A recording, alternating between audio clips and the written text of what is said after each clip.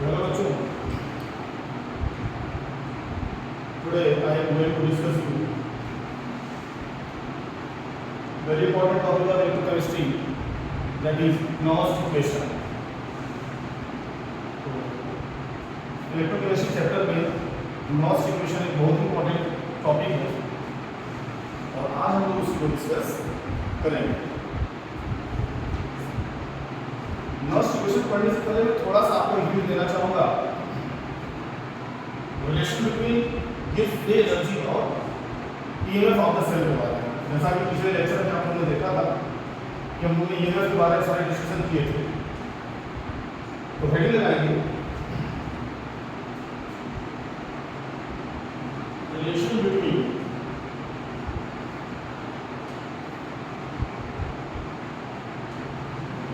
Gives free energy change and EMF on the cell.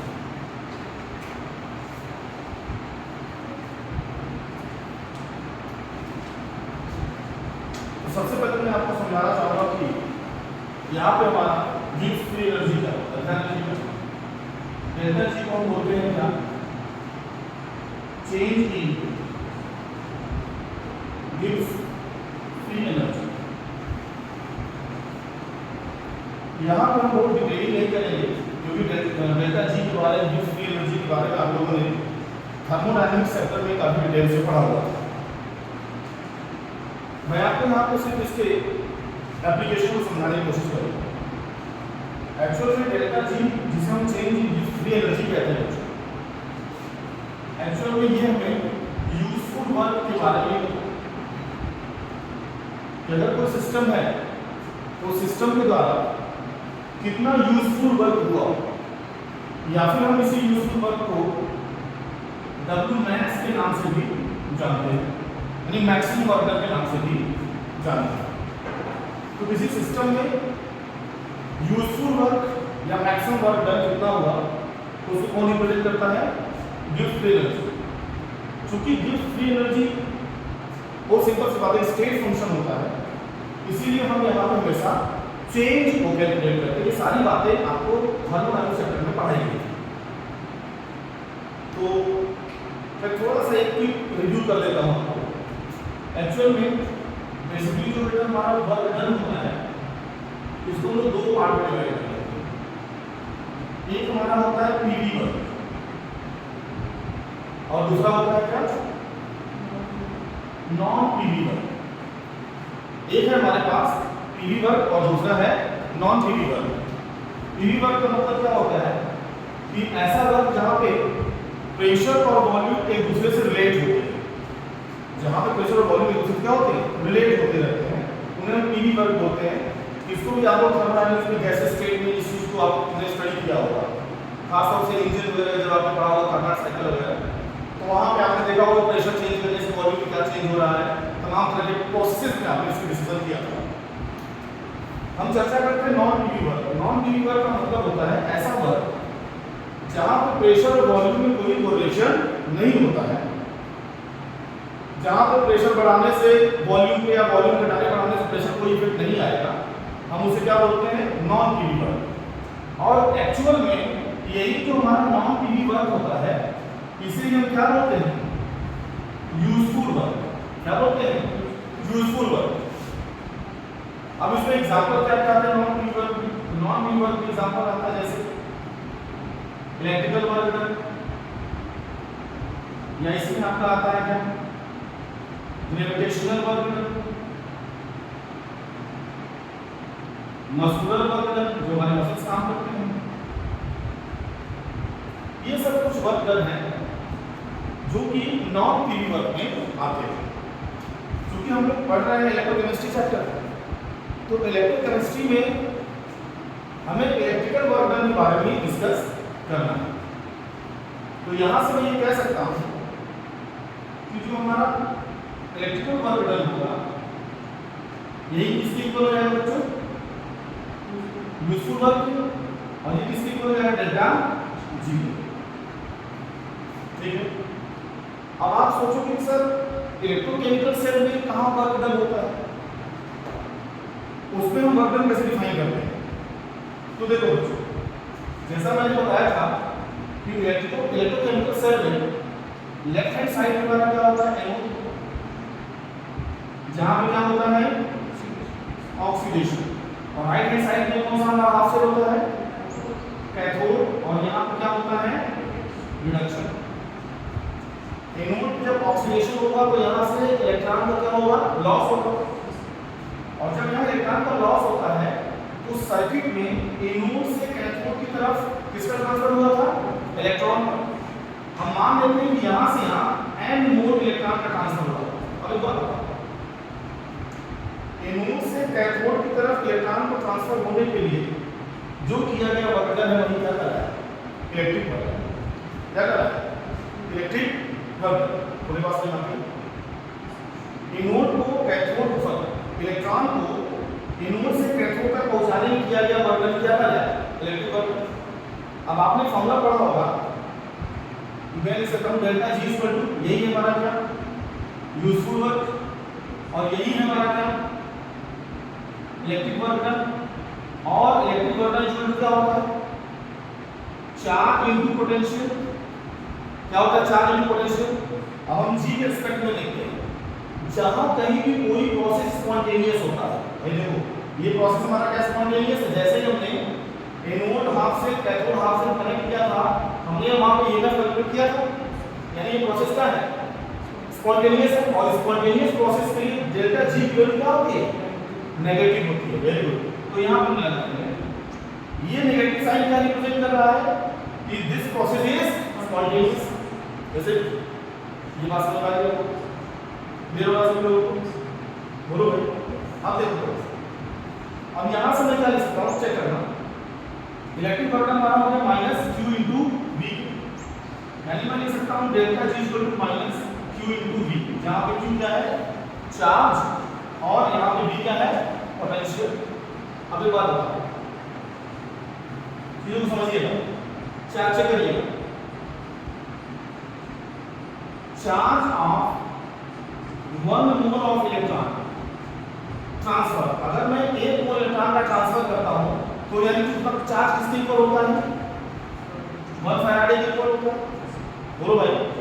Then transfer यानी charge of n mole electron, n mole of electron, अगर आप n मोल electron को transfer करते हो तो वहां पे टोटल चार्ज वैल्यू क्या हो जाएगी, n/f हो जाएगी।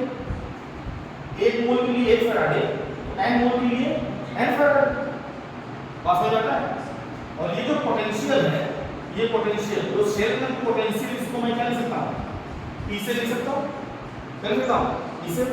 तो देखो ये हमारा हो गया चार्ज Q, ये हमारा पोटेंशियल। अब इस वैल्यू को फॉर्मूला पुट कर दो, हमें मिलेगा क्या, delta G equal to minus NF E cell.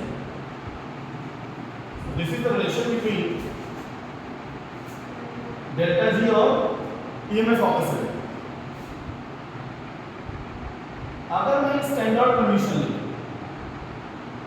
पहले वो स्टैंडर्ड कंडीशन मतलब 1 मोल कंसंट्रेशन टू 98 केल्विन टेंपरेचर, तो ऐसे स्टैंडर्ड कंडीशन में मैं इसे क्या लिख सकता हूं, delta G not equal to minus NF E not cell लिख सकता हूं, जहां भी क्या है स्टैंडर्ड चेंजिंग, मतलब कि changing standard gives free energy, और ये क्या हो जाएगा हमारा standard EMF of the cell. N क्या है, कितने मोल इलेक्ट्रॉन का ट्रांसफर हुआ है from anode to cathode, and F is Faraday constant. F क्या हो जाएगा, फैराडे कांस्टेंट। यहां से हमने कुछ चीजों को सीखने की कोशिश की, ये रिलेशन समझ में आ रहा है। अब यहीं से मैं स्पॉन्टेनिटी ऑफ रिएक्शन को भी बता सकता हूं। तो यहां से मैं पॉइंट बना ले रहा हूं for spontaneity of cell reaction। Cell reaction की स्पॉन्टेनिटी के लिए अब जरा चेक करिएगा, स्पॉन्टेनिटी के लिए बेटा हमेशा ई सेल ही जिम्मेदार होता है।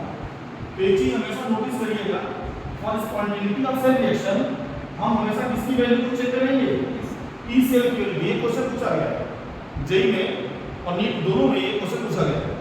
आपको चेक करना है कि स्पॉन्टेनिटी ऑफ सेल रिएक्शन के लिए हमें ई नॉट सेल की वैल्यू देखनी है या ई सेल की वैल्यू देखनी है? किसकी वैल्यू देखनी है?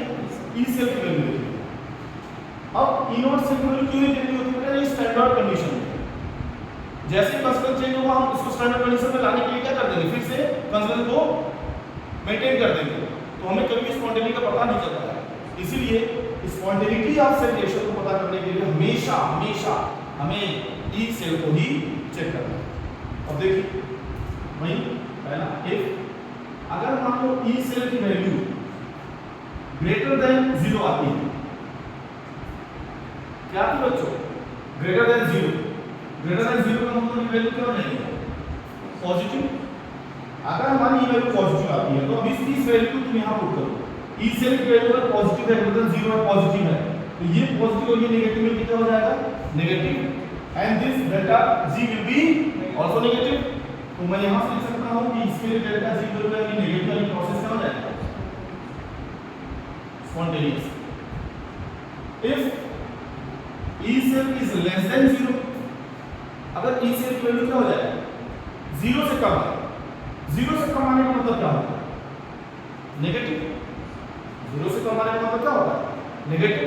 अगर ये वैल्यू नेगेटिव आती है इसका मतलब क्या होगा? अब इस वैल्यू को यहां पुट करो, ई सेल की वैल्यू नेगेटिव, तो ये नेगेटिव और ये नेगेटिव में क्या हो जाएगा? पॉजिटिव। यानी डेल्टा जी की वैल्यू क्या आ जाएगी?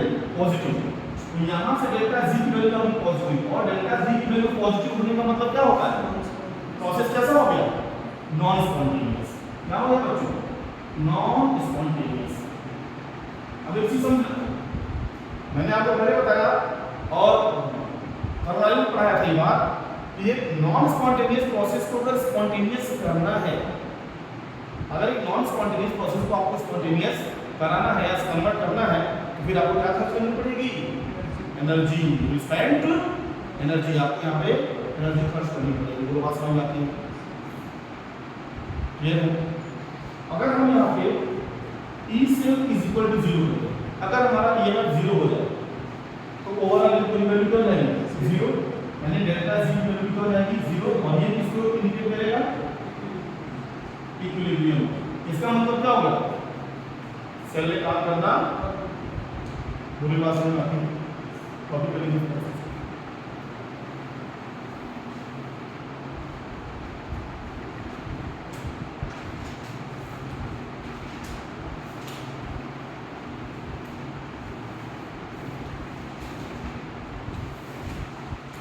चलिए आगे बढ़ते हैं।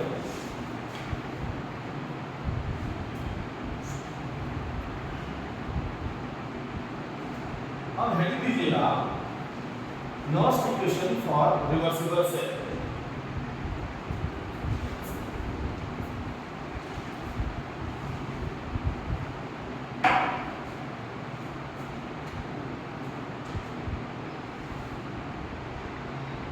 नॉस्ट इक्वेशन और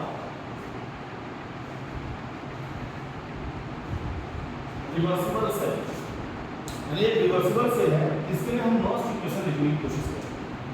ठीक है? तो सबसे पहले बच्चों आपको ध्यान रखना है कि रिवर्सिबल सेल का मतलब क्या है। भाई रिवर्सिबल सेल का मतलब ऐसा सेल जो कि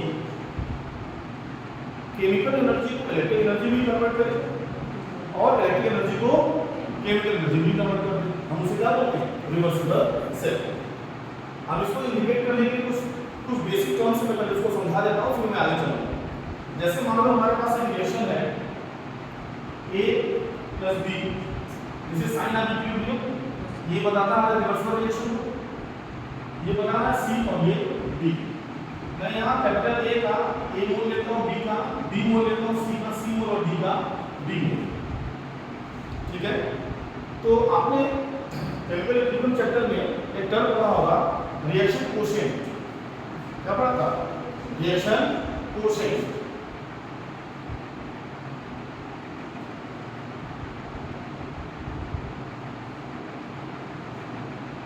रिएक्शन कोशेंट Q, ये हमारे नॉन इक्विलिब्रियम कंडीशन को बताता है।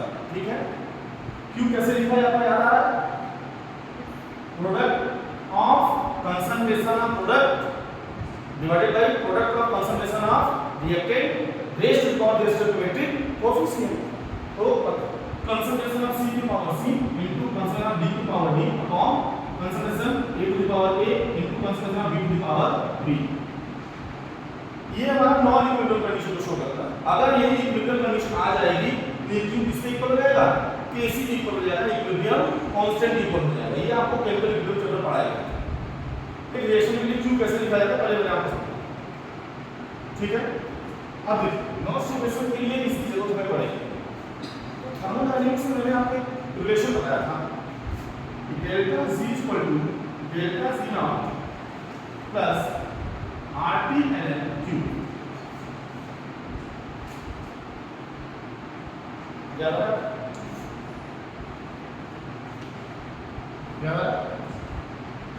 Delta G equal to delta Z naught plus RT ln Q।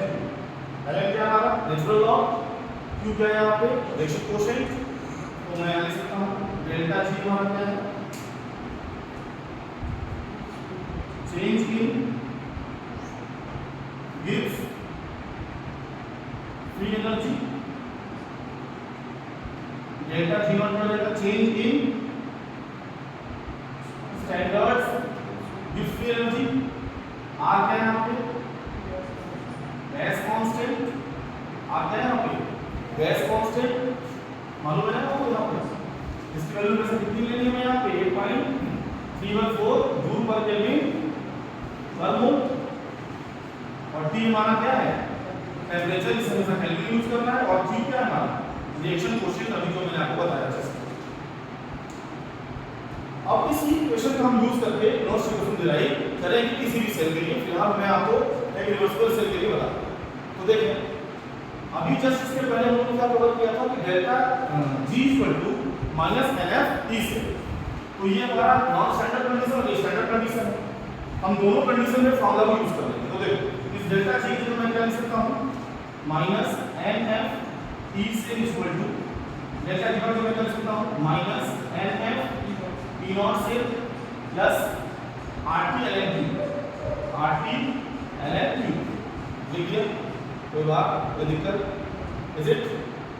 अब देखो मैं इस NF को इधर कर दे रहा हूं तो माइनस E से इक्वल टू हो जाएगा माइनस E नॉट से upon NF plus RT upon NF ln Q। देखो NF कैंसिल, अब जो बचा लिख दे रहा हूं आपको माइनस E से equal to minus E not से plus RT upon NF ln Q। अब मैं इस इक्वेशन में माइनस मल्टीप्लाई करूं, इस इक्वेशन में कैसे लिख सकता हूं चेक करो, इस इक्वेशन में कैसे लिख सकता हूं चेक करो। E से इक्वल टू हो जाएगा E नॉट से माइनस ये हो जाएगा हमारा प्लस माइनस और RT upon NF ln Q। अब ये हमारा नेचुरल लॉग है, नेचुरल लॉग को लॉग में कन्वर्ट करेंगे, लॉग बेस चेंज में कन्वर्ट करेंगे तो क्या करना पड़ेगा हमें 2.303 का मल्टीप्लाई लॉग वाले कांसेप्ट समझाया था। ये हमारा बन गया E से इक्वल टू E नॉट से minus 2.303 RT upon NF log base 10 Q बोल बनेगा। आया समझ में? अब हम क्या करते हैं ध्यान देना, ये हमारा एक इक्वेशन बन गया। अब इस इक्वेशन को थोड़ा हम सिंपलीफाई करेंगे। सिंपलीफाई क्या करेंगे, यहाँ पे R की वैल्यू पुट कर दो कितना 314 जूल पर केल्विन पर मोल, टेंपरेचर 298 केल्विन और S की वैल्यू कितनी 96,500 कूलम। और जब आप इस वैल्यू को पुट करते हैं यहाँ पे तो मैं डायरेक्ट लिखता हूँ जो मिनट से मैं फॉर्मूला याद रखना है, वो है E से इक्वल टू E नॉट से माइनस जब 2.303 RT अपॉन F को सॉल्व करेंगे ये वैल्यू आती है 0.0591 upon N log base 10 Q। यही है हमारा क्या नॉन equation for the reversible cell. अब इसमें Q की जगह मैं किस सेल के लिए लिखना चाहूँ, जैसे फॉर A का A मोल, B का B मोल, C का C मोल से बना D का D मोल। तो इसके लिए Q हमें ये लिखना है, इसको पुट कर दीजिए क्या बन जाएगा फॉर्मूला हमारा E से इक्वल टू E नॉट से माइनस 0.0591। अब आप अपनी सुविधा के लिए आप चाहो तो इसको 0.06 भी लिख सकते हो, वो सॉल्व करते समय बट कोशिश करिए इसे सॉल्व करिएगा और अप्रॉक्सीमेशन चलेंगे अपॉन n log क्या हो जाएगा बेटा c की जगह कंसंट्रेशन ऑफ c की पावर c इनटू d की power d upon concentration a की पावर a इनटू d की पावर। तो अगर आपके पास कोई एक रिवर्सिबल रिएक्शन दिया हुआ है तो आपको लॉस्ट इक्वेशन इसी फॉर्म में लिखना है।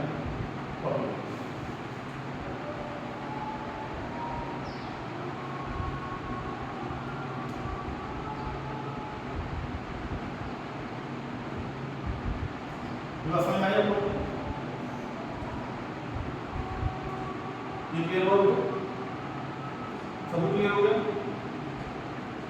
अब एग्जांपल लेते हैं फॉर डेनियल से।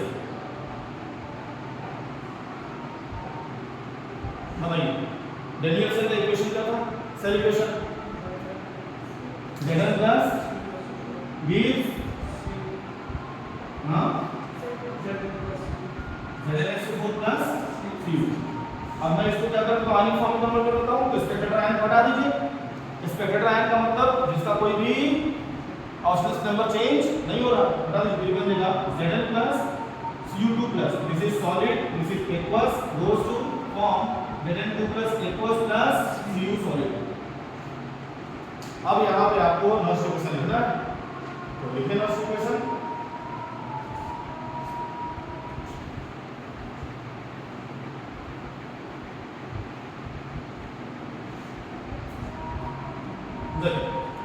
क्या बन जाएगा हमारा इस फॉर दिस केस को लिखना है तो बनेगा इसके equal to E not cell minus 0.0591 upon n log ये बेस 10 में है log बेस 10। अब हमारे इस रिएक्शन के लिए लिखना है तो प्रोडक्ट का कंसंट्रेशन और उसका raise to the power divided by reactant का रेज़ टू द पावर। ये हमारा हो जाएगा concentration of Zn2 plus into concentration of Cu तो ये सॉलिड है upon concentration of Cu2 plus into concentration of Zn solid. और मैंने आपको बता रखा था कि फॉर सॉलिड्स जो उसका कंसंट्रेशन होता है उसको हमेशा कितना लेते हैं 1 उसे हम यूनिटी कांस्टेंट मानते हैं 1। तो इसकी जगह से हमें 1 रख देना है तो उसकी वैल्यू कोई फर्क पड़ने वाला नहीं है। अब इसको मैं कन्वर्ट करके लिख सकता हूं इससे इक्वल टू E नॉट से माइनस 0.0591 अपॉन अब इस रिएक्शन में कितने इलेक्ट्रॉन ट्रांसफर हुआ है तो जिंक से Zn2 प्लस कितना ट्रांसफर हुआ 2 इलेक्ट्रॉन का यानी 9 को लिख 2 log बेस 10 मैंने लिखा वो आप अंडरस्टूड रहेगा log और ये हमारा हो जाएगा direct Zn2 plus concentration of Zn2 plus upon concentration of Cu2 plus this is the नॉइस इक्वेशन फॉर डेनियल सेल। नॉइस इक्वेशन फॉर डेनियल सेल बोलो समझ में आ रहा? अब इसको आप कई रूपों में लिख सकते हो क्योंकि यहां पर Zn से Zn2 प्लस जरा ऑक्सीडेशन तो ऊपर में कंसंट्रेशन ऑक्सीडेशन अपॉन रिडक्शन जा सकते या प्रोडक्ट अपॉन रिएक्टेंट का कंसंट्रेशन तो इसको कई रूपों से आप लिख सकते हो। तो जैसे जैसे आपके क्वेश्चंस आते जाएंगे वैसे वैसे ये चीज आपकी बिल्कुल आसान होती चली जाएगी। कॉपी करें